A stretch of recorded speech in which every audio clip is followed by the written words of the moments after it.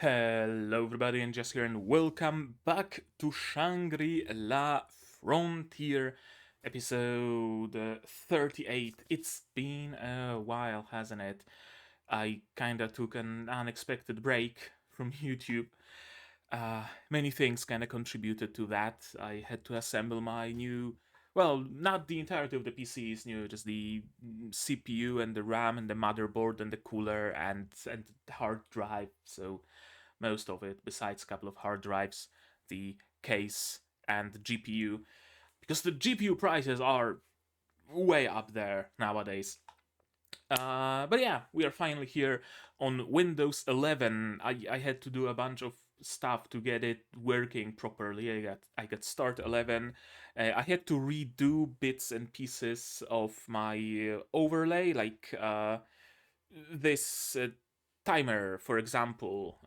The fonts didn't transfer, and some scripts from old OBS didn't transfer, and I had to kind of redo it, reinstall the fonts, redo the shadows, stuff like that. Should look more or less the same, but it's not the most important part of the stream, of the video, so whatever. Doesn't really matter, does it? But yeah, we are finally here, and maybe finally I'm gonna do the seasonal stream. We'll see about that. But yeah, right now we are watching Shangri-La Frontier episode 38, in which the fight with Lycagon will continue. That's basically it. The fight with Lycagon will continue and perhaps even conclude. We'll see about that as well. The previous episode was essentially entirely a fight with Lycagon. And that's basically the summary of it. Sanraku got one of the suit's helmets, because he can wear a helmet and he has the reactor or whatever thingamajig that makes it run. So he got a helmet at least, and that helmet alone allows him to control some sort of like a mechanical beast kinda mount pet thing. Which he used very wisely against Lycagon, because as it turns out, Lycagon, the avatar of the night essentially, takes her power from the night, or rather from the absence of light. So whenever clouds obstruct the moon, she can teleport herself. Instead of spawning a clone from the shadow, her real self instead teleports there, and so she can perform more moves, because her shadows, her clones, only have like a basic charge and a basic attack. Meanwhile, she herself can do so much more. How do we deal with that? Well, we don't let the moon be obstructed. How do we do that? Thanks to the pet that Sanraku got, that flew up in the sky and started dispersing clouds, so the fight should be all that much easier. What's the general plan there when it comes to killing Lycagon? Well, the general plan is that Rei is going to do it. She has an ultra powerful sort of ability that, however, needs to be charged. In her light form, she needs to use Cataclysm, I believe, is the name of the ability. Yeah, I think Cataclysm. 3 times? 3 or 5, can't remember which it is. And in her Satan form, in her dark form, she needs to use Apocalypse, which is a similar skill to Cataclysm, it seems, but in the dark form, and also has to use it like 3 or 5 times, or however many. And then her super ultimate ability unlocks, and the hope is that it's gonna be enough to one-shot the Lycagon. So they are kinda tanking her, kinda kiting her. Sanraku, then Rei, they're kinda switching, right?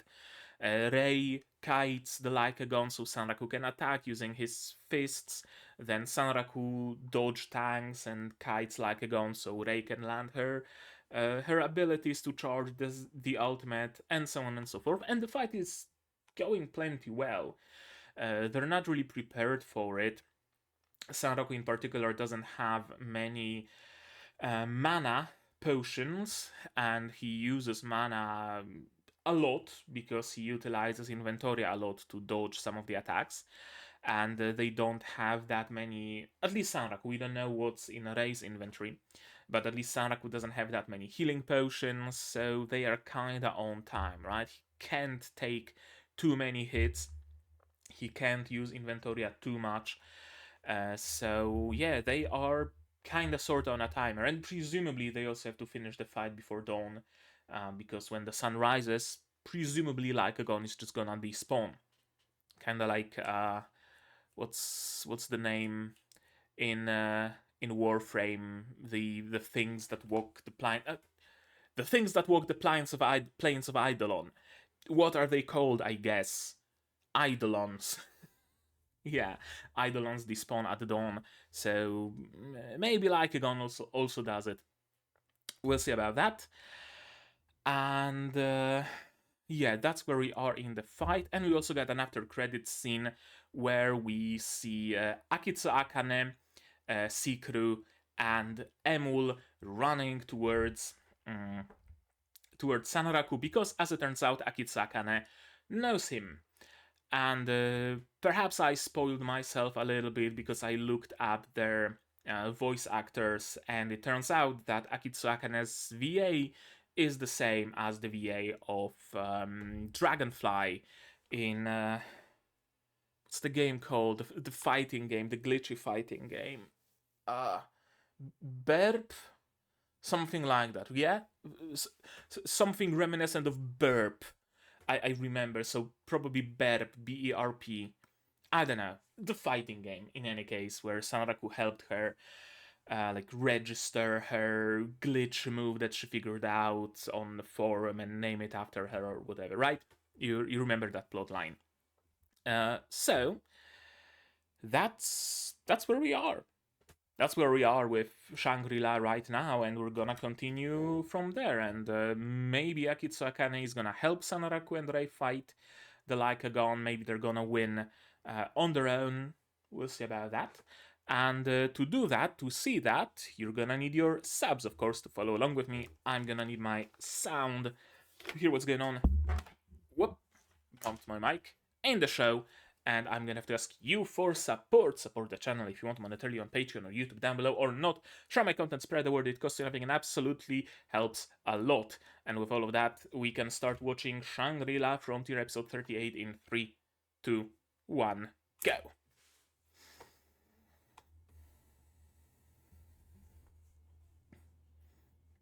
Also, as a side note, speaking of Patreon and YouTube, I'm preparing something new for Patreon, so be on the lookout.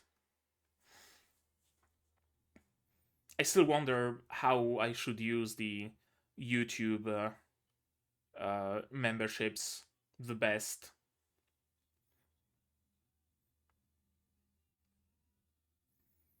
There's unfortunately no way to... Oh! New opening! That's right! Okay, I'm gonna stop talking now.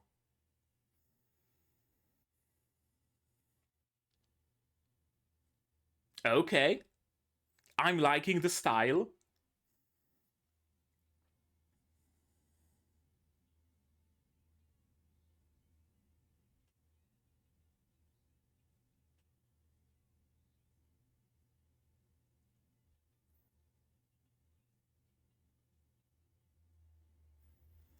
I like it. Here's Akitsu Akane. Presumably Rust and Mold.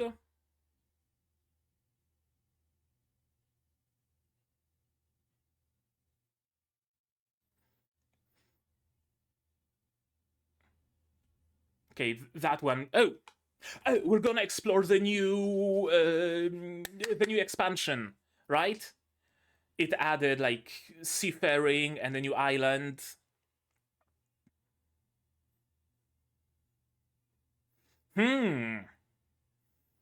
I'm liking what I'm seeing. I'm liking what I'm seeing a lot. And sky whales.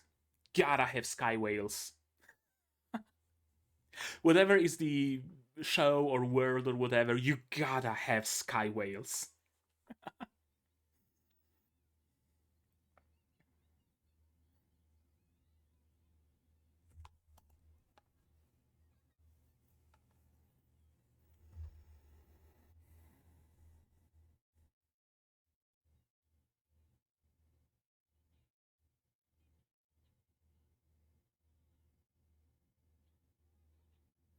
I mean, he uses the same name everywhere, so probably, yeah.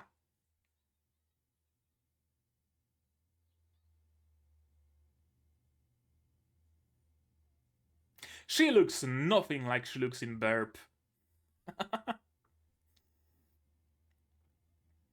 Okay, so we got a bit of a recap, I guess.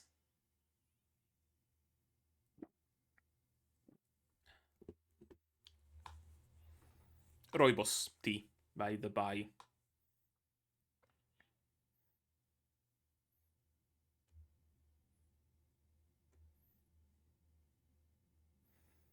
And oh, that's a 3-parter then. I thought it's gonna be a 2-parter, but I mean, yeah, it makes sense. The previous episode ended with a cliffhanger, so.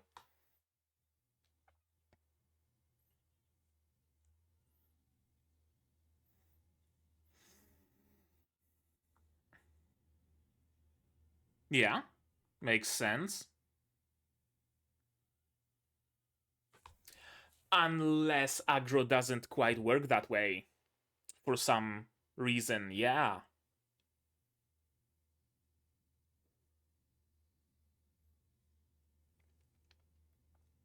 Kinda lends itself to my suspicion that it might actually be someone controlling the Lycagon.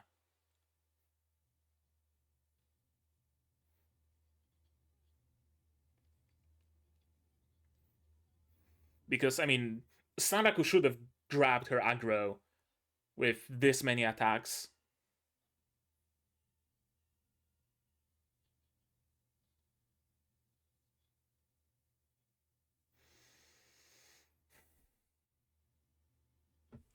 Okay, what are you gonna do then?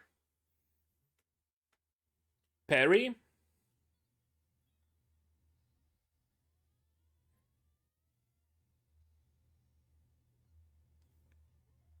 Oh. Huh? Oh, she's standing in Lycagon's shadow. Is that it? Is that what it is?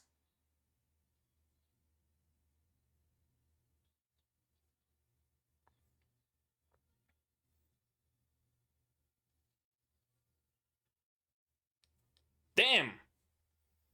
She really did fall. I did not Oh! Haha! Akitsu Akane is here. Of course, she would have some sort of a wood swap.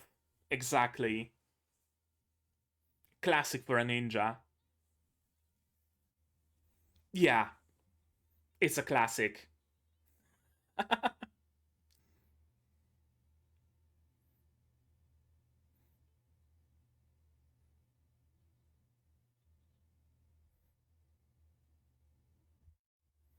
Her armor blushes.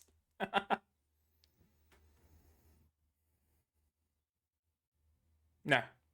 The birdman over there.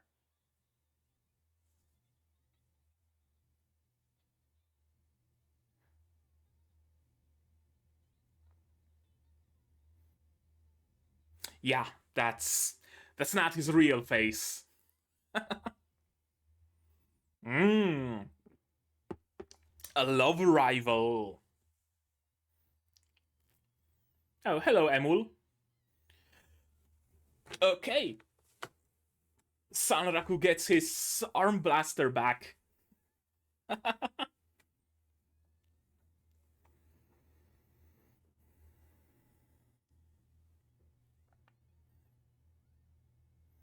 And Sikuru is here as well.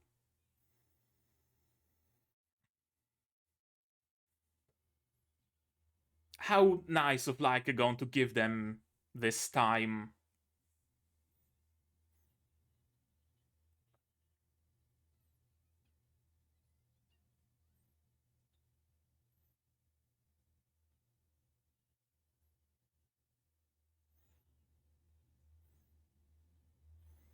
How nice of Lycagon, really.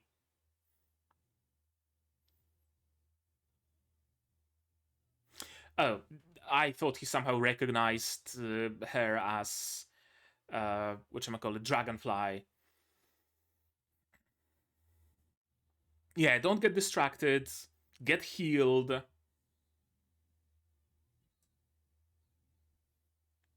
You could say that.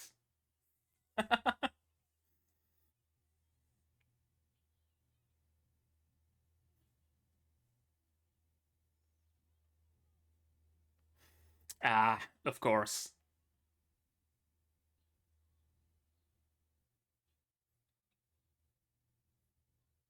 Yeah. I guess that describes it aptly.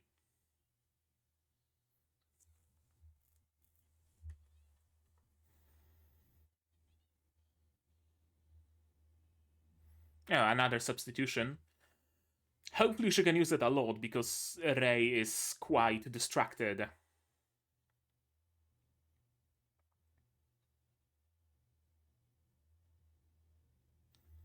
Oh, she's stealing her spotlight, isn't she?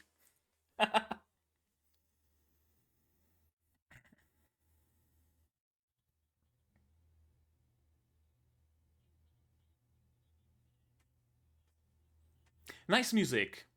And fits Akitsu Akane's theme, doesn't it? Yeah?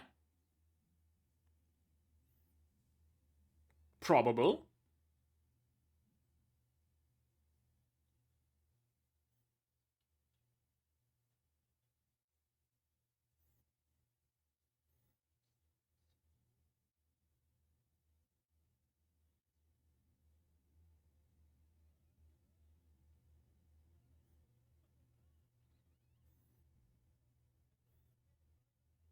Yeah, exactly. Did you already forget that you're here to have fun? Exactly.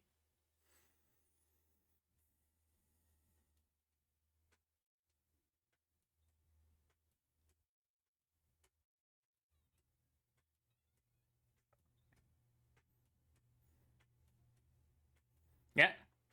3 players and 2 NPCs. uh, People you don't know, strangers, makes you anxious.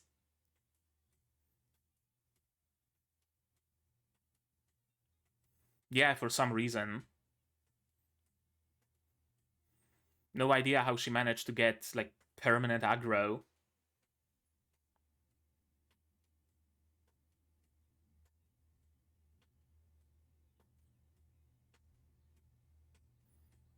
True.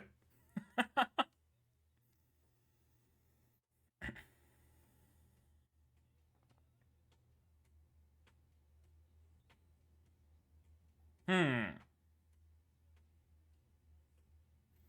Yeah, kind of hard to tell, isn't it?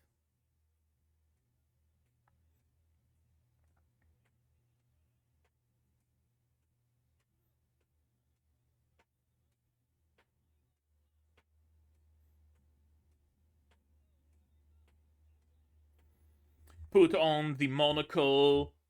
Time to get real. Exactly. I was waiting for that. Emul enters battle mode.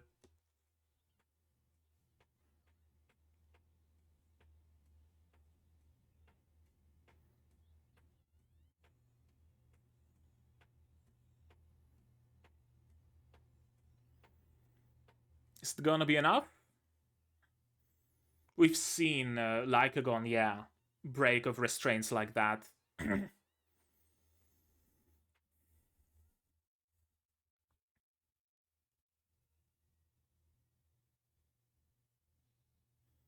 Yeah, that still didn't grab the aggro.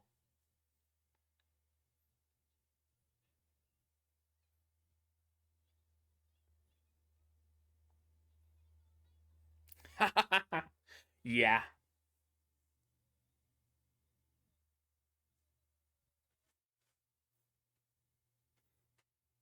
Yeah.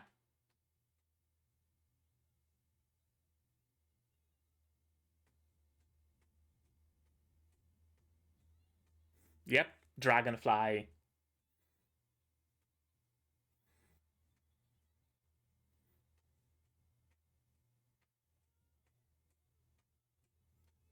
The very same. She also had a scar on her face.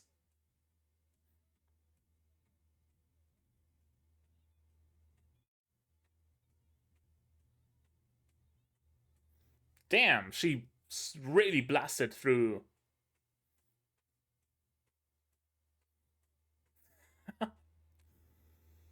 A friend worth having, though.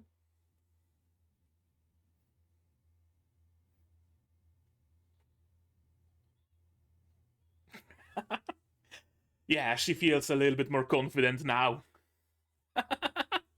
Yeah. Uh, that was enough to bring her back into the game.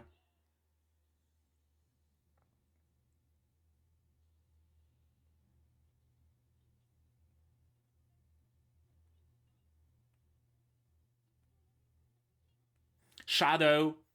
Beware of the shadows.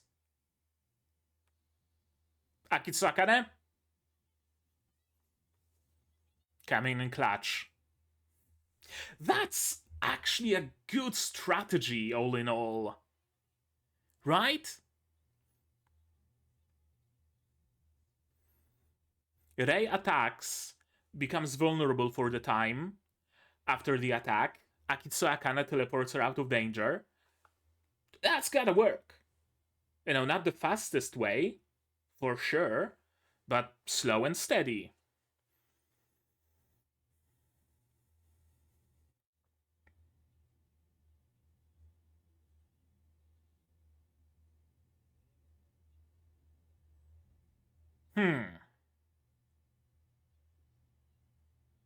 Yeah.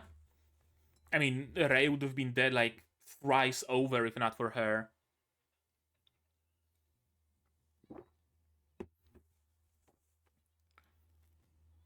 Okay, so she can't just cast it willy-nilly.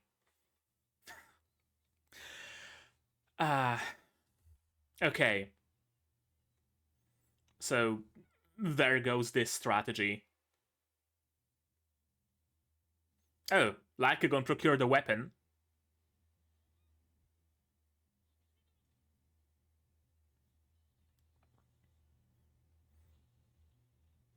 The bunnies are really useful to have around, aren't they?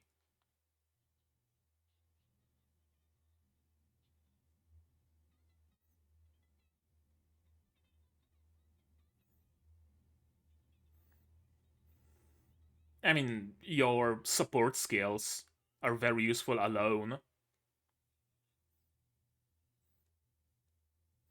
Don't you have like a shadow clone maybe, or a smoke bomb or something that could help?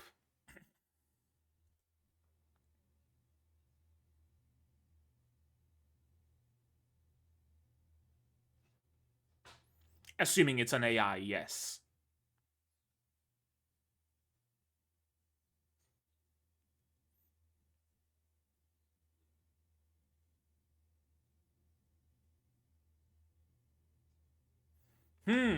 Yeah, sure.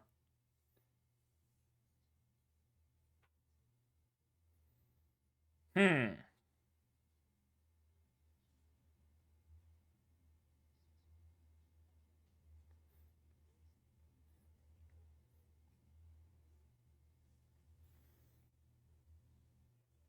Could could Lycagon be like a like an artificial construct?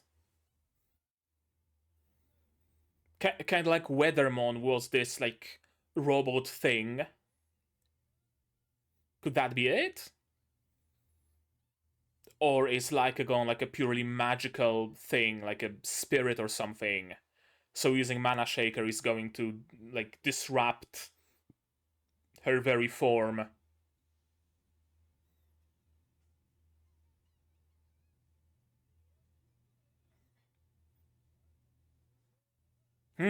Yeah. Oh, that's interesting.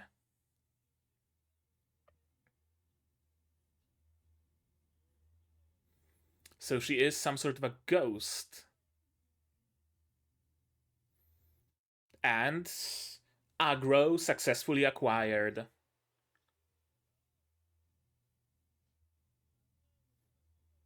Yeah, being able to jump into shadows and whatnot.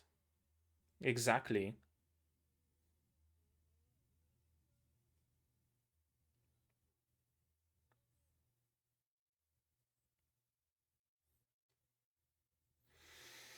Hmm.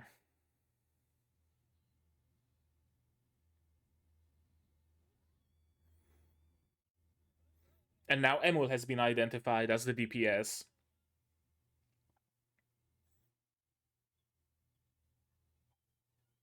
Question is, though, do they have any attacks that would be efficient against spirit monsters like that, besides Emul's Mana Shaker or whatever it's called?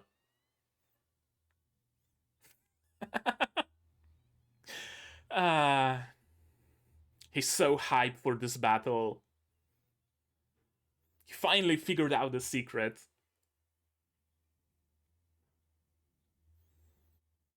Yeah, you can't really afford to lose her.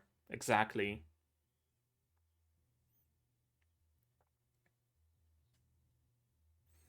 Emul stays behind, I presume.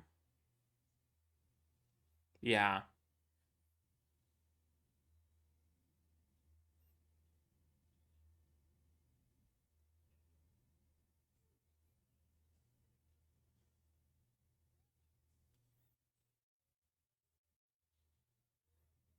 Sure.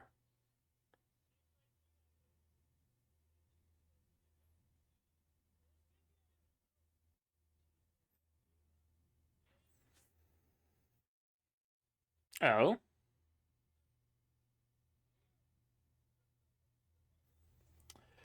Ah, yeah. That's gonna be an issue, isn't it?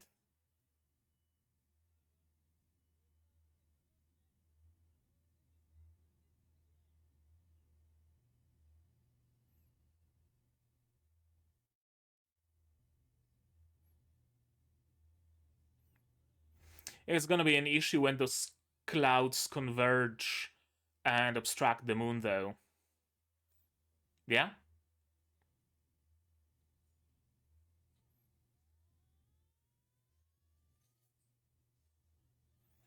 Okay, Catastrophe is done. Now only one more hit from Apocalypse, and she can use, yeah, she can use the ulti.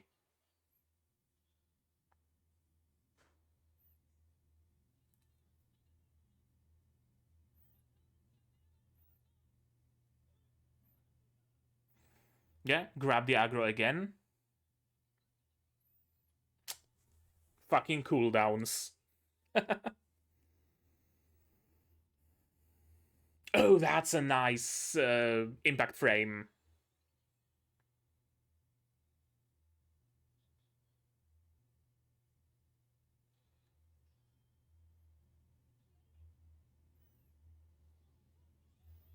Oh, those are even better impact frames.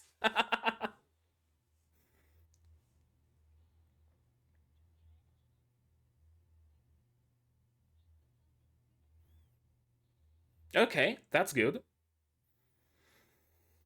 Yeah, now she can use the ulti.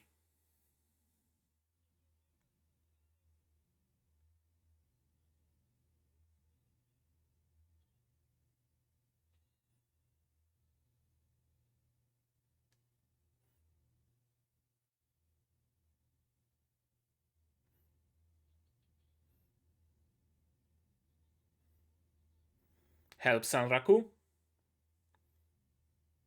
Somehow. Don't know how, but still.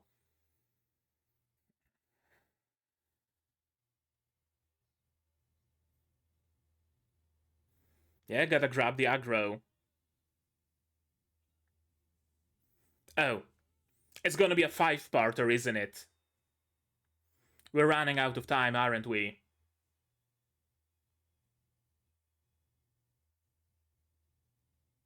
Yep. Cue the credits. Oh, new ending as well.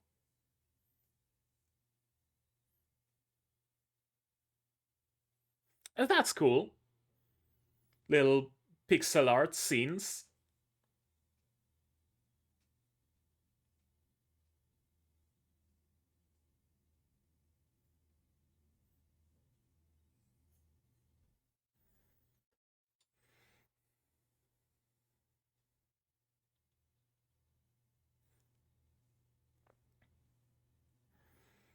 Speaking of games, I wanted to say that they should make like a side-scroller Metroidvania or something based on just this ending, because it really looks cool. But speaking of that, there's gonna be a new gacha coming out called something like... Shit, I can't remember. But basically, it's a gacha where there's a whole bunch of different isekai characters. There's an isekai series joined. There's Shangri-La, there's SAO, I believe, as well. There is, like, what, Seventh Prince, Isekai Oji-san, and a couple others. I wonder how soon it's gonna go EOS. Anything after credits? Nope, doesn't seem to be the case. Alrighty, let's watch it again then, shall we? Yes, we shall. We absolutely shall. And that's... steady. That's my cat's hair in my tea. Alright, intro, because of course we gotta get the intro. I like this opening visually. When it comes to the music, take it or leave it, really. Like, at times it's cool. There is this one moment where they, like, switch the tempo a little bit, and it really sounds, like, completely dissonant to me, and I didn't like that bit. I really got used to, like, very, well, for an anime opening, very heavy sounds for Shangri-La intros. So hearing rap or some sort of, like, rap core, I don't know how you'd classify it exactly, kind of odd after so much time. But yeah, the visuals are great. I really like it. I'm really liking what I'm seeing, most of all. I'm assuming the two people on the left are gonna be Roost and Mold. There's Sanraku in the middle, Emul, Akitsu Akane, Sikru, and some other, like, Japanese samurai-looking kind of character with an Oni mask. I don't know who that would be. Do we have any candidates for this sort of look? I don't think so. But yeah, I like what I'm seeing. And the fact that we're finally gonna tackle the... whatchamacallit? The expansion. No idea who she is. I'm gonna assume she's gonna be important, and I'm gonna assume she's playing this character in Shangri-La. Maybe. This is... That's Roost, isn't it? No. No, that's someone else. Roost had a scar. Nitro Squad. Actually... I think those might be not from Shangri-La, but rather from some other game. Star Rain seems like the name of a team. Sylvia Goldberg. Yeah. Then we have Galaxia series player The Meteus. Nitro Squad player, I don't know, kind of abstracted. I'm gonna assume two other members of the Nitro Squad. Are we getting into some sort of like whatchamacallit, esports? Maybe? Like, we know that what's his name? Kei Uomi, right? Like, the player who plays Kei Uomi is an esports player. So I wonder if we're gonna get into that somehow. Interesting. Oh, that's gonna be the one of the one of the bosses, right? One of the, alongside Lakagon and Weathermon and Ziegwurm, it's gonna be one of those, right? The one that they're hunting on the sea, right? That Roost and Mold have info on. That's gonna be it, I think, and presumably that's gonna be the finale. Okay, it's quite a lot that can be gleaned from just the opening alone, and apparently it's gonna be a four-parter, at least. Then again, the fight with Weathermon was also of a similar length, so it's not really surprising that the fight with Lycaon is also going to be spread across so many episodes. Yeah, Lycagon is really working in very interesting ways. Seems to be completely... Well, that's the thing though. Lycagon doesn't seem to be completely ignoring aggro, right? Saraku's clone had aggro, and Lycagon kept attacking the clone because it had aggro. So it's not like Lycagon completely ignores game mechanics. But in this case, Saraku deals a lot of attacks, a lot of damage, presumably. And that doesn't grab her aggro. She keeps getting aggroed on Rei. Which could be explained if Rei's attacks have some sort of like magic attack to them that actually does damage to Lycagon, while Sanraku's physical attacks don't really. So Rei actually always grabs aggro, and Sanraku cannot deal enough damage to get aggro back. Thing is, so far it's been working. They've been juggling aggro back and forth so far, but now it stopped working. So I wonder if it's the AI working in a way where it actually recognized what Rei is preparing for, right? That she's preparing the ultimate. Or is it a matter of total damage that draws Lycagon's aggro? Or is it a matter of like danger assessment simply, right? Like all in all, the aggro system works, but the danger assessment kind of overrides it. If the person who has less aggro is deemed as more of a threat, then Lycagon aggros on that person. Could be that. Could still be a player controlling it. I don't know.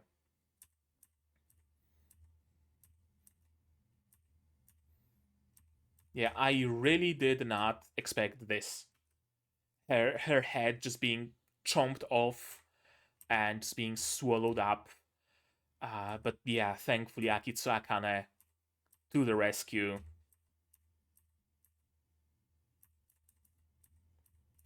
A love rival has appeared. Yeah, Emul, Seacrew, the whole gang is here. All that's missing is for Pencil Gun to also get involved somehow. And SF Zoo. They got wiped, yeah. But can't they return? Huh. They could probably get involved somehow. Or maybe they're gonna arrive at the last moment when Saraku deals the final blow, or Rei deals the final blow, then SF arrives and oh no, we're too late. Maybe something like that. I don't know. We'll see.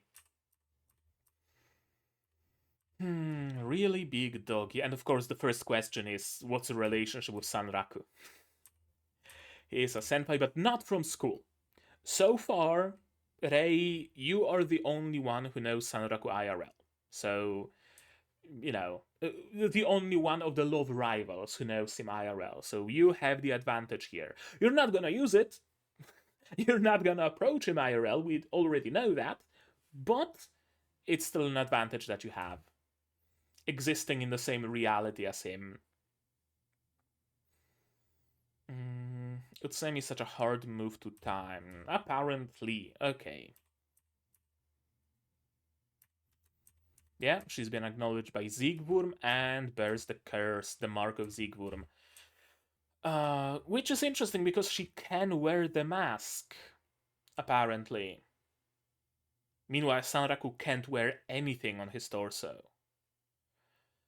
Either the mask doesn't count as headwear for some godforsaken reason, or the exception to the curse is like cosmetic items. I don't know. Or the curse is that the mask is like bound to her head and she can't use any other piece of gear. I don't know. Actually, I can't remember how exactly the curse of Lycagon appeared. Was it after Lycagon destroyed Sanraku's armor? I think so, right? Lycagon destroyed his armor, and then Sanraku already respawned without it and with the curse in place. I think. So I wonder if the Lycagon did not destroy his armor, and Sanraku just respawned with his armor on, would the armor simply be bound to his character? Right? Like a curse of binding, essentially, or I don't know, whatever, where he cannot unequip it. And that's the deal with the mask here. Yeah, what? That's a bottle. And come on. And that's a notebook. Let's note it down, because I'd say it's a sound theory. Yep, that's Shangri-La. Ankitsu Akane's mask is bound to her and unequipable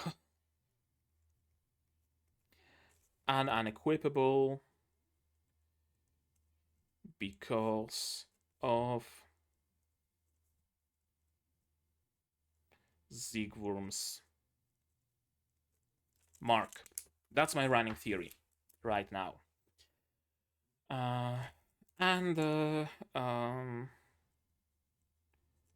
Sanraku's armor would have been bound to him had it not been destroyed. Yeah.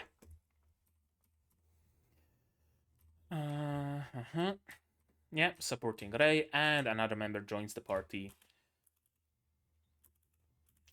Yeah, Sanaku, Imul, Saiger Zero, Sikru, and Akitsu Akane, and Rei's anxiety starts showing up, right? Like, she's fine with one person that she knows, but oh, new people join the party.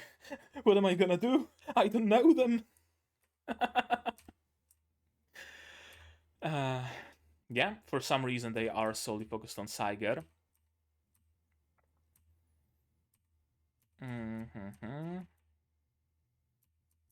Magic Chain doesn't work. The SFs already tried that. Well, different spells, but also binding spells, and Lycagon kind of broke every single one of them. Yeah, apparently damage is not what Lycagon takes as aggro. Quick Draw Fist, and the truth comes out. It's Dragonfly, indeed. Very different avatar than she used. Same energy, but a different avatar.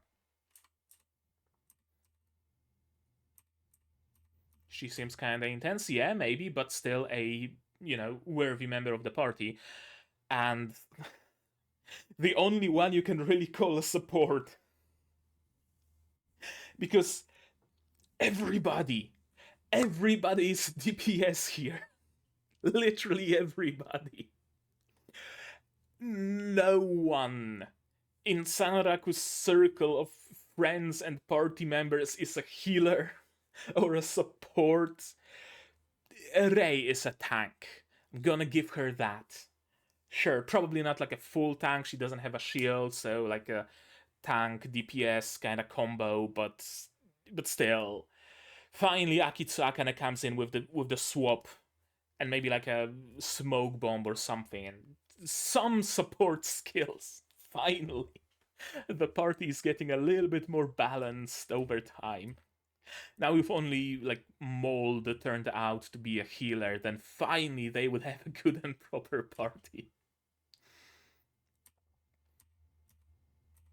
Yeah, another substitution.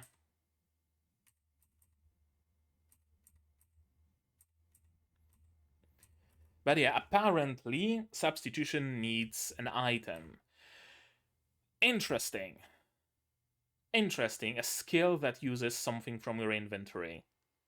That's cool, actually. Right? Like, it's not a usable item. It's basically sort of an ammo that you use. Cool. Cool limitation for an otherwise very powerful skill.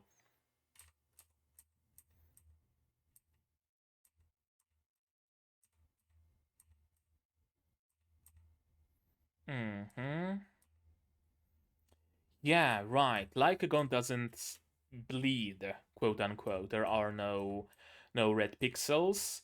I thought that the issue might be that all this time Lycagon has not really been taking damage. That, yeah, just the impact has been transferred, so if Rei slashes at Lycagon, then just the impact kind of staggers her, right? But she actually takes 0 damage. I thought that might be the issue, and they have to figure out how to actually deal damage to Lycagon. And yeah, Mana Shaker. My first thought, of course, Lycagon being some sort of an ancient construct, kinda like Weathermon was, kinda like Weathermon's mount was, and that is maybe something that connects all of the Colossi, right? That all of them, every single one, are like weapons of war, essentially created long ago by the previous whatchamacallit, fuck, by the previous people, right? Kind of created by them to fight off whatever enemy, and now they don't have masters, they don't have anybody to control them, so they just kind of went rogue, right? Kind of like Shaltir after getting her directions reset, and they're just robots created for that purpose. But apparently, at least Lycagon is a spirit, is a ghost. She dodged the Mana Shaker, yeah, but that alone is telling. Lycagon hasn't really been dodging much, because that damage did nothing. She was able to just heal it instantly. But Mana Shaker, that does a lot of damage to Ghost, she dodged that. Meaning, she was scared of it. And she got aggroed on Emul, which means that Emul is now the highest threat. Yeah. Makes sense.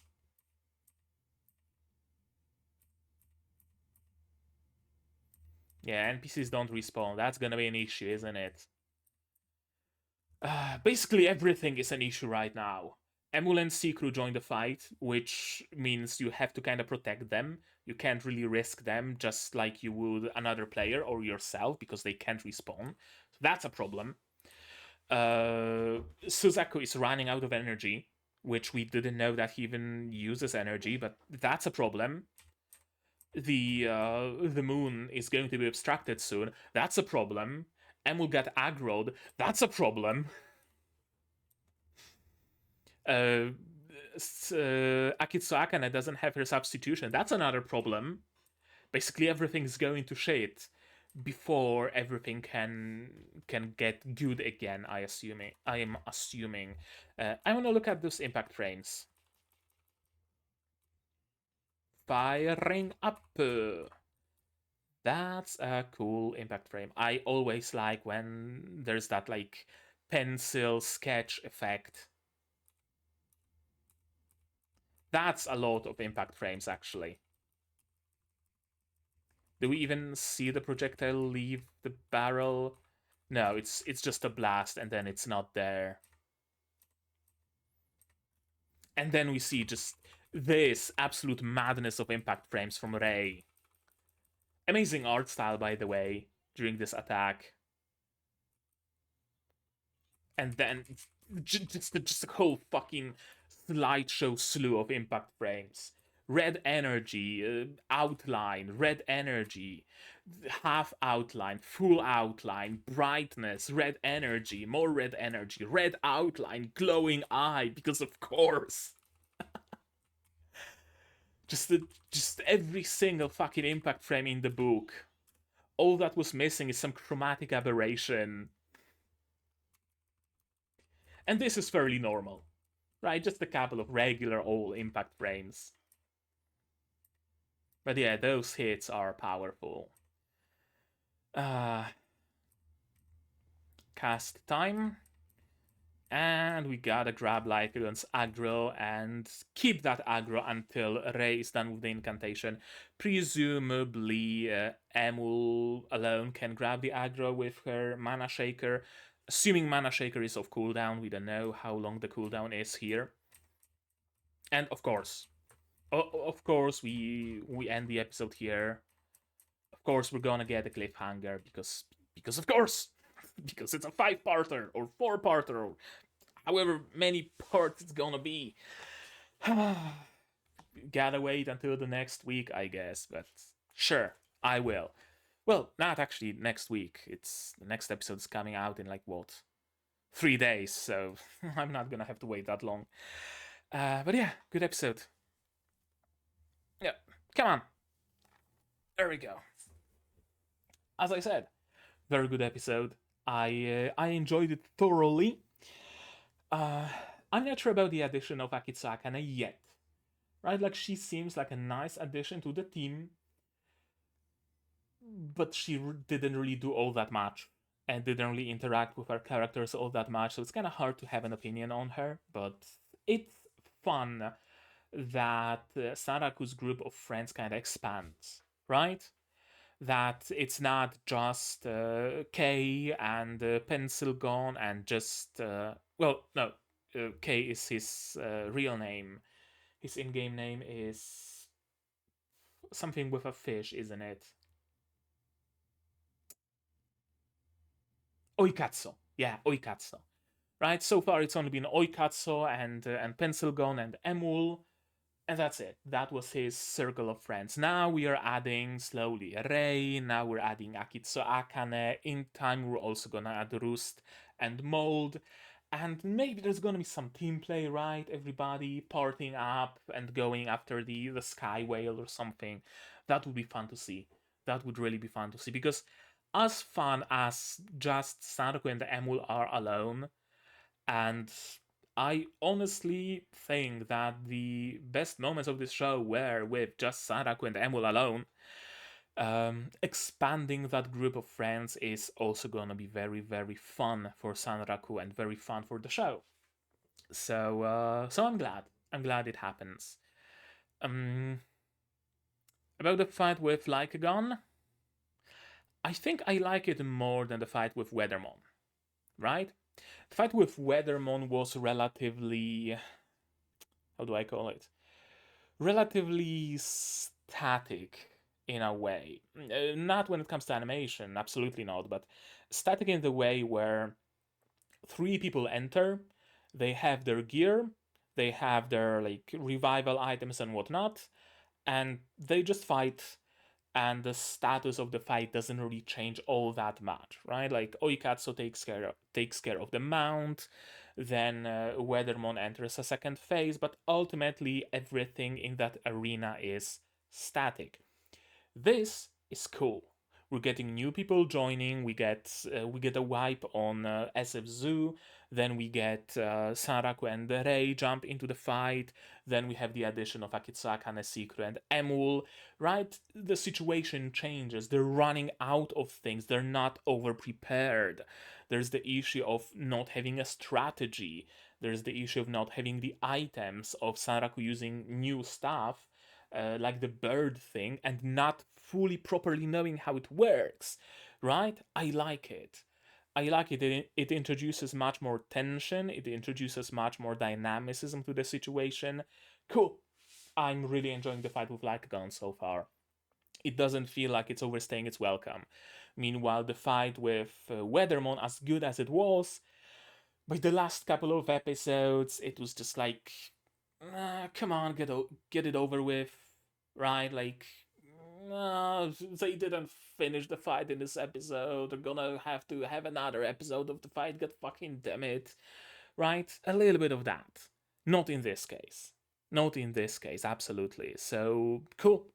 It really shows that the author kind of get better, maybe a little bit, at figuring out those fights and giving them good and proper impact. I like it. I really, really do like it so far. And still, hopefully by the next episode, the fight is done, right? Like, Rei is charging her ultimate, so hopefully she will use it and hopefully she will hit.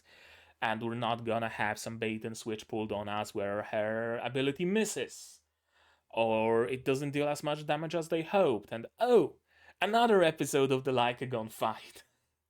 Hopefully it doesn't start overstaying its welcome, but I don't think so. I think those 4 or 5 episodes, 4 I think. Yeah, 4 episodes of Lycagon fight is just about enough. Any more would be a little bit pushing it. We'll see that. We'll see it in the future. But right now, I think that's gonna be it from me for today. But maybe you guys have something more to add on the topic of this episode, my reaction, my theories, stuff like that. If so, say so in the comments down below. Like this video if you liked it, subscribe to be notified of future videos, not only Shangri-La, but also many others. Support the channel if you want monetarily on Patreon or YouTube down below. Click the bell to be notified of when I go live, because I do go live sometimes, and when my videos go up, of course. And if you don't want to spend any money whatsoever, you don't have to share my content, spread the word. It costs absolutely nothing and helps the channel an awful lot. And with all of that out of the way, that's gonna be it from me for today. So as always, you guys do the good stuff, and I'm gonna see you in the next one. Cheers! And here's my wonderful Patreons: Cubies, Rainer, Dr. Watt, Akamancer, Marsh, Fassel, and Hans Peter, and you can join them if you want without having to need reinforcements.